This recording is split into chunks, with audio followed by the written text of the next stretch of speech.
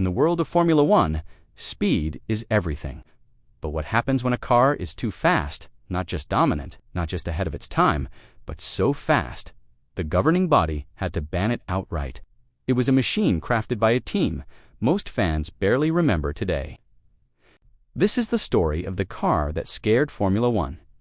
And no, it wasn't built by Ferrari, McLaren, or Mercedes. The year was 1992. F1 was in the middle of a technology revolution. Electronic driver aids, active suspension, and semi-automatic gearboxes were transforming the sport into a high-tech arms race. But hidden beneath its shell was a secret one that would push the definition of legality in Formula One. But while giants like Williams and McLaren were pushing the limits, a smaller team, Lotus, was quietly building something radical. Their weapon, the Lotus F1. At first glance, the car looked like every other machine on the grid. The Lotus F1 featured an advanced form of active suspension, a system that could dynamically adjust the car's ride height, stiffness, and balance in real time using onboard computers. They see a team that outsmarted the giants only to have the rulebook rewritten against them. A car that proved brilliance doesn't always win, not when the sport is scared of it. Behind closed doors, pressure mounted on the FIA, too much driver assistance, they said.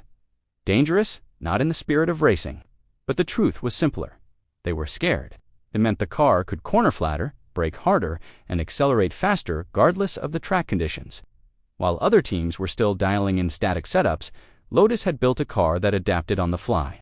Footage showed the car barely dipping under braking, gliding through corners like it was on rails.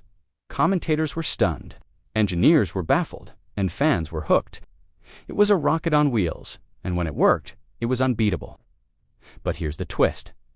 It wasn't illegal at least not yet. The FIA announced a sweeping ban on electronic driver aids, including active suspension. The Lotus F1 was done.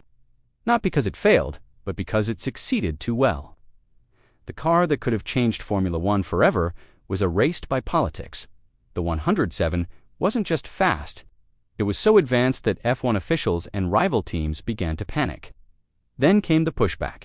Williams, Ferrari, and Benetton teams with far bigger budgets realized Lotus had cracked the code first. By mid-1993, the writing was on the wall. Some say it was for the better, that Formula One needed to stay human, to keep the skill in the driver's hands, but others see it differently. So, next time you watch a Formula One race and wonder what could have been, remember the Lotus F1, the car that was too fast for Formula One.